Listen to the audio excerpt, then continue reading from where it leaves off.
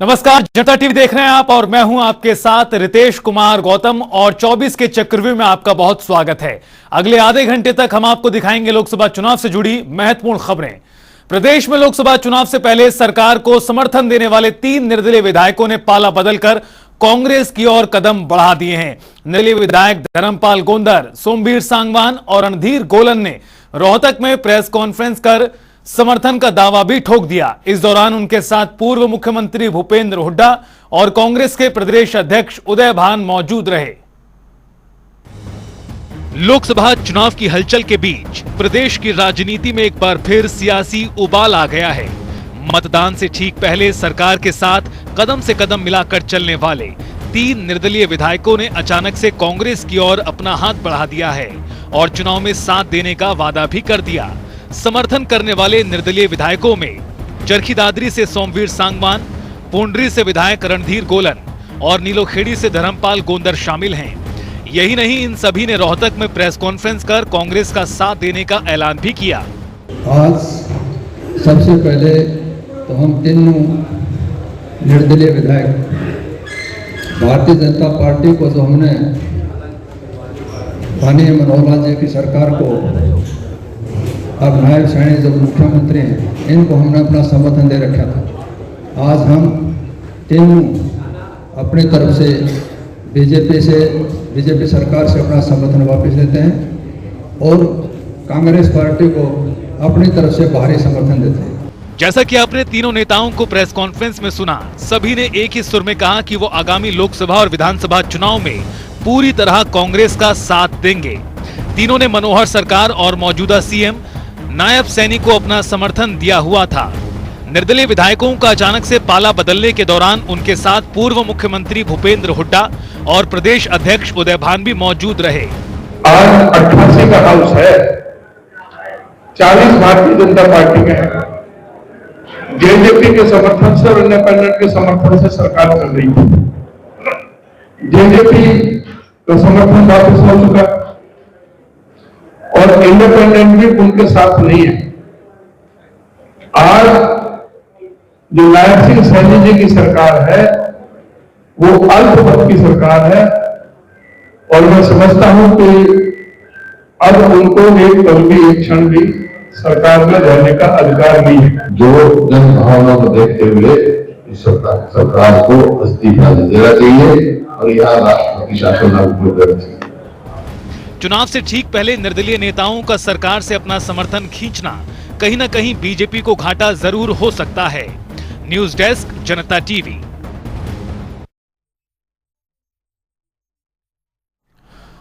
तो वहीं बड़ौदा में बीजेपी की ओर से विजय संकल्प रैली का आयोजन किया गया। कार्यक्रम में प्रदेश के मुख्यमंत्री नायब सैनी ने चुनावी हुंकार भरी। विजय संकल्प रैली के मंच से मुख्यमंत्री नायब सैनी ने कांग्रेस पर जमकर बरसे। उन्होंने कहा कि 2014 से पहले देश में भ्रष्टाचार था, गर्मी में बिजली देखने को नहीं मिलती थी। कांग्रेस की नीति आपस में लड़ाने की रही और लड़ाकर भय पैदा करने की नीति रही। कांग्रेस नेता राहुल गांधी की कैलकुलेशन ठीक नहीं है, झूठ बोलते हैं। इसी के साथ उन्होंने सोनीपत से बीजेपी के प्रत्याशी मोहनलाल बडौली के समर्थन में भी मतदान की अपील की।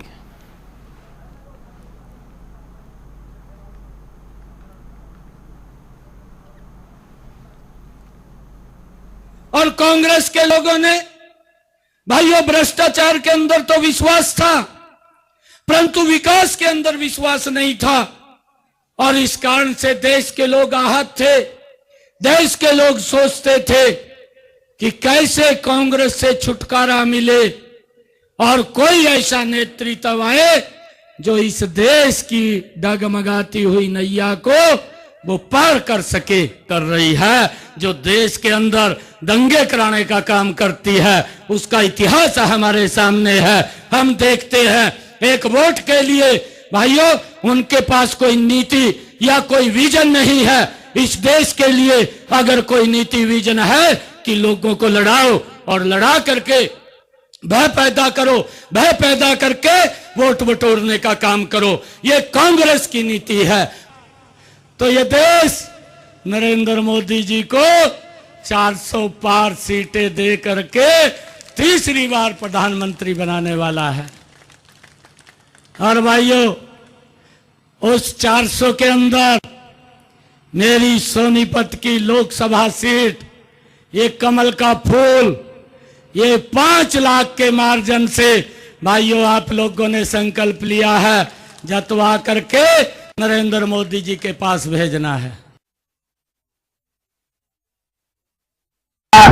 आपके बीच में भारतीय जनता पार्टी के शीर्ष नेतृत्व के द्वारा लोकसभा के प्रत्याशी के तौर पर आपके बीच में उपस्थित हुआ हूं। मैं आप सबसे निवेदन करता हूं, आप सबके चरणों में प्रणाम करता हूं और प्रार्थना करता हूं कि चुनाव आपका है। आपने ये चुनाव को लड़ना है। जिस गर्मजोशी के साथ आप सबने यहाँ बड़ी संख्या में उपस्थित होकर हमारे विचार और हमारे आशीर्वाद देने के लिए पहुंचे हैं, मैं आप सबका बहुत बहुत धन्यवाद अभिनंदन करते हुए एक निवेदन करूंगा कि आने वाली 25 तारीख को भारतीय जनता पार्टी और कमल के फूल का बटन दबाकर आप अपने भाई को, अपने बेटे को देश की सबसे बड़ी पंचायत में भेजने का काम करेंगे। मैं दिन रात आपकी सेवा करने का काम करूंगा, आपके मान सम्मान को बढ़ाने का काम करूंगा और सोनीपत के विकास की जो भागीदारी है मजबूती के साथ, चाहे हरियाणा प्रदेश से हो, चाहे केंद्र सरकार से हो, जितने भी विकास के काम आपके लेके आने का प्रयास करूंगा।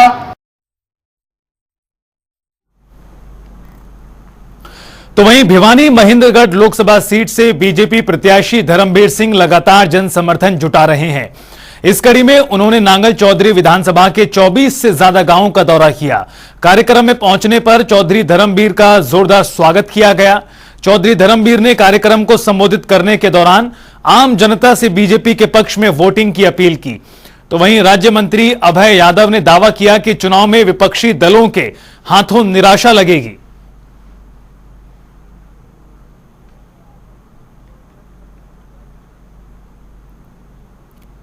की बात है कि मोदी जी जैसा प्रधानमंत्री हमें मिला है और इसके बाद जिस तेजी से ये देश आगे बढ़ रहा है, हम दावा कर सकते हैं कि 2047 तक एक विकसित देश की श्रेणी में हम आ जाएंगे। पायदान की जरूरत ही नहीं, जो मेरे नीचे आएंगे उनमें से कौन सा कितने वोट लेगा वो तो गिनती के बाद पता चलेगा, लेकिन मैं दावे से कह सकता हूँ कि मार्जिन हमारा पहले से ज़्यादा बढ़े। महेंद्रगढ़ जिले की जनता विकास के नाम पे वोट डालने जा रही है और महेंद्रगढ़ जिले में, जिसमें नांगल चौधरी हल्का भी शामिल है, अभूतपूर्व काम हुए हैं। क्षेत्र को एक नया विकास का आयाम मिला है, क्षेत्र की एक कायाकल्प हुई है और आधारभूत ढांचा मजबूत करने के साथ साथ पानी में, नहरी पानी में सिंचाई की व्यवस्था में आमूलचूल परिवर्तन हुए हैं। पिछले जो टर्म में जीते थे उससे ज्यादा वोटों से जीतेंगे। जहां समालखा विधानसभा के सनौली खुर्द, छाछपुर सहित दर्जनों गांव में पूर्व मुख्यमंत्री और करनाल लोकसभा सीट से प्रत्याशी मनोहर लाल ने रोड शो किया, जहां कार्यकर्ताओं ने मनोहर लाल का जोरदार स्वागत किया। रोड शो के दौरान बीजेपी पार्टी के स्थानीय नेता भी उनके साथ मौजूद रहे। रोड शो का समापन समालखा गांव के रामलीला ग्राउंड में हुआ, जहां पर उन्होंने भारी जनसभा को संबोधित किया, जिसमें हजारों की संख्या में लोग मौजूद रहे। पूर्व सीएम मनोहर लाल ने लोगों को संबोधित करते हुए कहा, पीएम मोदी ने देश को आगे ले जाने का काम किया है। प्रधानमंत्री मोदी देश के लिए जो कार्य कर रहे हैं वो कांग्रेस की कल्पना से भी परे हैं। मैं अपनी लोकसभा में ये यात्राएं कर रहा हूँ। आज मेरी तीसरी यात्रा है। अभी 2 यात्राएं 8 तारीख को है, एक 9 तारीख को है। हर विधानसभा में यात्राएं, एक नहीं 2 यात्राएं करने का विचार है। इसलिए ज़्यादा गाँव का रोज आते हैं, ज़्यादा लोग आते हैं, मिलते हैं, क्योंकि यहाँ कुल मिलाकर लोगों के दर्शन करना ये मुख्य हेतु होता। विषय में इतना बड़ा विषय नहीं होता। मुझे पूरा भरोसा है कि करनाल लोकसभा की जनता भारी मौत से। तो वहीं नूह के फिरोजपुर झिरका में बीजेपी की ओर से विजय संकल्प रैली का आयोजन किया गया। रैली में गुड़गांव लोकसभा सीट से भारतीय जनता पार्टी के उम्मीदवार राव इंद्रजीत और प्रदेश के पूर्व सीएम मनोहर लाल ने शिरकत की। कार्यक्रम में पहुंचने पर दोनों नेताओं का फूल मालाओं से जोरदार स्वागत किया गया। राव इंद्रजीत सिंह ने रैली को संबोधित करते हुए कहा, आप लोगों का प्यार और जुनून इस बात का गवाह है कि अब की बार उन्हें मेवात से लगभग 2 लाख वोटों से भी ज्यादा वोट मिलेंगे और वो भारी मतों से गुड़गांव लोकसभा सीट से विजयी होंगे। इसी के साथ कांग्रेस पर निशाना साधते हुए कहा कि गुड़गांव लोकसभा से कोई भी हरियाणा का नेता चुनाव लड़ने के लिए सामने नहीं आया, फिर कांग्रेस के बड़े नेताओं ने एक बाहरी प्रत्याशी को टिकट देकर उनके खिलाफ मैदान में उतारा है। वहीं पूर्व मुख्यमंत्री मनोहर लाल ने कहा कि कांग्रेस धर्म जाति पर कार्य करती है, जबकि भाजपा सभी 36 बिरादरी के लोगों के लिए काम करती है। रैली में नूंह के बीजेपी कार्यकर्ताओं और लोगों का जन सैलाब उमड़ पड़ा। कि मेरे को जो आप वोट दोगे, मैं आपका हिमायती हूं, आने वाले समय के अंदर आपके काम आऊंगा, आने वक्त में भी आपके मैं काम आऊंगा। और मैं अपना निजी नफा और नुकसान ना सोचते हुए ये आपको कहने लग रहा हूं कि मैं फर्क नहीं मानता, कोई गुड़गांव का बाशिंदा हो, कोई रेवाड़ी का बाशिंदा हो या कोई मेवात का बाशिंदा हो, सभी को मैं बराबर के तौर के ऊपर आंकूंगा। आप लोगों का मुझे सहयोग, आप लोगों का मुझे साथ चाहिए। अब मुंडल कह गया, क्या पता अगली टाइम में वोट मांगने आऊंगा भी कि नहीं, आपके बीच में रहूंगा भी कि नहीं। तो ये मेरी आशा जो मैं अपने दिल के अंदर पिछले 20 साल से बिठाए हुए हूं, क्या इस वक्त ये उम्मीद कर सकता हूं आपसे कि इस बार मुझे मेवात से जिता करके भेजो। और जो मैंने पहले का जीतना, तो मेरे को लगता कि पहले से ज्यादा वोटों से मैं जीतूंगा। गुड़गांव से भी जीतूंगा, रेवाड़ी से भी जीतूंगा, पटौदी से भी जीतूंगा, सोने से भी जीतूंगा। हमको वोट के नाते यूज करती है, हमारा वोट लेकर के भूल जाती है, फिर कभी मुड़ के नहीं देखती है पीछे, कभी नहीं देखती है। सबने मिलकर के राव साहब को बड़ी मार्जिन से जिताया है। राव साहब इस प्रदेश का, इस इलाके का सबका भला चाहते हैं। राव साहब के मन में कभी भेदभाव आता नहीं है। राव साहब भी उसी मानसिकता के हैं, जैसे हमने आपके यहाँ काम किए उसी प्रकार के विकास के काम केंद्र सरकार की ओर से पहले भी राव साहब ने कराए हैं। और हाँ, अब इसके बाद तो राव साहब और मैं हम कंधे से कंधा मिला के चलेंगे, क्योंकि मैं भी करनाल से चुनाव लड़ रहा हूं, ये भी यहाँ गुड़गांव से चुनाव लड़ रहे हैं। हम एक ही पंचायत में दोनों मेंबर होंगे। और चलिए 24 के चक्रव्यूह में अब आपको दिखाते हैं इस वक्त की एक बड़ी जानकारी। इलेक्शन ब्रेकिंग में किरण चौधरी द्वारा दरअसल बयान दिया गया है और कांग्रेस नेता किरण चौधरी के इस बड़े बयान को लेकर कयासबाजी शुरू हो गई है। श्रुति चौधरी का टिकट कटने को लेकर बोली हैं पूर्व मंत्री, कुछ लोग अपनी चाल में कामयाब हो गए। कटाक्ष किया है उन्होंने, बिना नाम लिए। उन लोगों को समय जवाब देगा। उनकी बेटी श्रुति चौधरी का टिकट कटने को लेकर कहा, साथ ही साथ कांग्रेस स्टार प्रचारकों की सूची को लेकर भी कहा, मुझ जैसी स्टार क्वालिटी किसी में नहीं है। तो हालिया घटनाक्रम जिस तरह से हुए हैं प्रदेश की सियासत में, उसको लेकर किरण चौधरी ने वक्तव्य दिया है। क्या कुछ कह रही हैं वो, इन दोनों ही मुद्दों को लेकर आइए सुनाते हैं। कांग्रेस के स्टार प्रचारकों की लिस्ट आई है जिसमें आपका नाम नहीं है, इसको लेकर इशू बना रही है बीजेपी है, तो कैसे लगता है आपको? क्या अब कोई इशू बनाए कोई नहीं बनाए, मैं समझती हूँ जो स्टार क्वालिटी मेरी है वो किसी और में तो है नहीं। का उद्घाटन भी आपने किया है, तो कैसा आप कैसे देखते हैं जिस चुनाव मैं एमएलए टिकट कटा है जिसमें मैं एमएलए हूँ तो शाम से, तो पार्टी से बंधे हुए लोग हैं। अब कई लोग षड्यंत्र के अंदर जो है कामयाब हो गए भैया, कोई बात नहीं, समय समय की बात है। ये तो चौधरी बंसीलाल जी तो ऐसा बड़ा वृक्ष था जिसकी जड़ें जो है बहुत मजबूत हैं, और हमारे कार्यकर्ता भिवानी, महेंद्रगढ़ और इधर ही नहीं है, पूरे हरियाणा में फैले हुए हैं। तो ये समय आएगा जब पता चल जाएगा उन लोगों को भी। लोकसभा को लेकर जनता की क्या राय और जनता किसे वोट देकर दिल्ली का टिकट देने वाली है, इसको लेकर हर रोज जनता टीवी लोगों के बीच पहुंच रहा है और चुनाव पर चर्चा भी कर रहा है। इस कड़ी में जनता टीवी की टीम रोहतक रेलवे स्टेशन पहुंची और यात्रियों से चुनाव को लेकर चर्चा भी की। देखिए में लोग क्या चाहते हैं, उनका मत कैसा हो और देश की सरकार कैसी हो, उन्हीं से पूछते हैं। हम पहुंचे हैं रोहतक के रेलवे स्टेशन पर। आइए, कुछ लोग यहां पर बैठे हैं, पहले हम उनसे बात करेंगे कि कैसी सरकार होनी चाहिए। माता जी, आपसे पूछेंगे कहां जा रहे हैं आप? मोदी की बननी चाहिए। मोदी की क्यों? मोदी की क्यों? कांग्रेस अच्छी नहीं है? मोदी की होनी चाहिए। क्या क्या काम किए उन्होंने? काम थोड़े करे हैं, घने काम कर दिए मोदी ने तो हैं। क्या राम अयोध्या में राम का मंदिर बनवा दिया, गरीब आदमी के पहले संतुलन बनवा रखी, ये काम करा है। राम मंदिर बनवाया है, ये कहना है आपका। पेंशन बनवाई है बुजुर्ग व्यक्तियों के लिए, और क्या किया है आप बुजुर्ग? बस यही करा है और क्या करा है।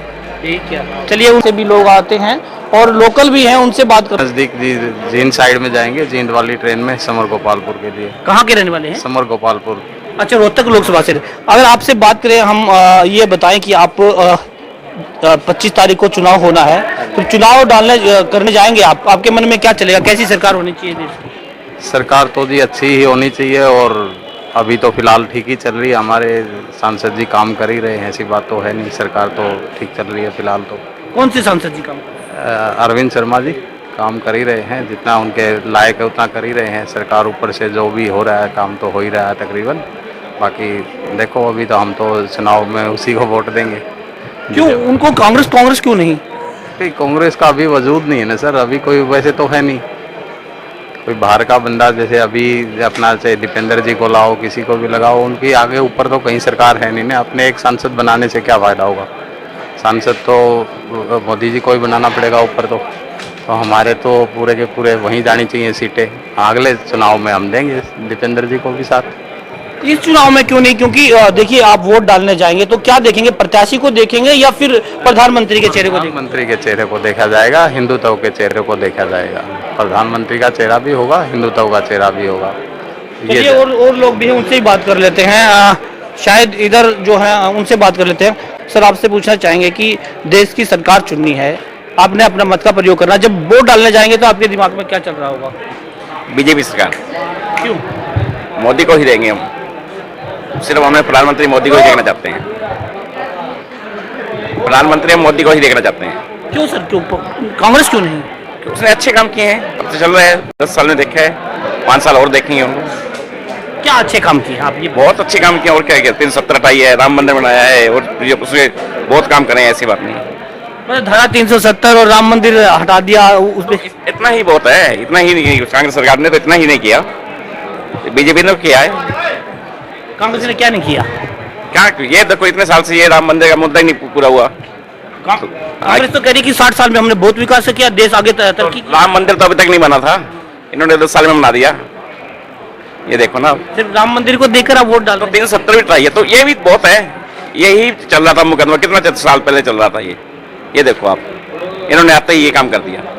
सरकार तो वो भी थे, वो भी प्रधानमंत्री थे, उन्होंने भी करना था ये काम, तो लेकिन नहीं किया उन्होंने, इन्होंने किया है, इसीलिए हमें मोदी को चाहिए। चलिए, और भी लोग हैं, उनसे बात करेंगे। एक युवा यहाँ पर बैठे हैं, मोबाइल अपना देख रहे हैं। शायद कहाँ जा रहे हैं आप लोग? कलानौर के रोहतक लोकसभा से हैं।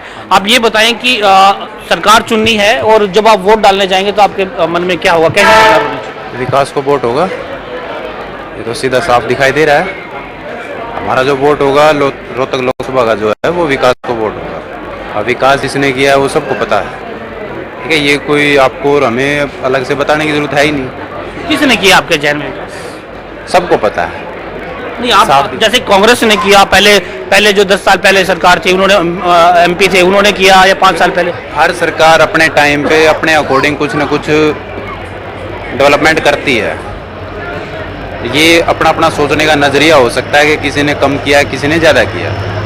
अब आज के टाइम में अगर युवा से पूछे तो उसके अकॉर्डिंग विकास कुछ और होगा, हमसे पहले वाली जनरेशन में जो थे उनके लिए विकास कुछ और होगा। तो जो मेरी जनरेशन है, अगर मैं सोचता हूँ इंडिविजुअल, तो मेरे लिए बीजेपी ने विकास किया है, ठीक है? वो किसी एक पर्सन के लिए नहीं है, आप और हम सब के लिए है। आप युवा हैं, क्या बीजेपी ने क्या विकास किया है? अगर सबसे बड़ा विकास अगर हम देखें तो जो देश के अंदर आर्थिक सुधार हुए हैं वो जितना बीजेपी के टाइम में हुआ है, इससे पहले हमें नहीं दिखाई दिया।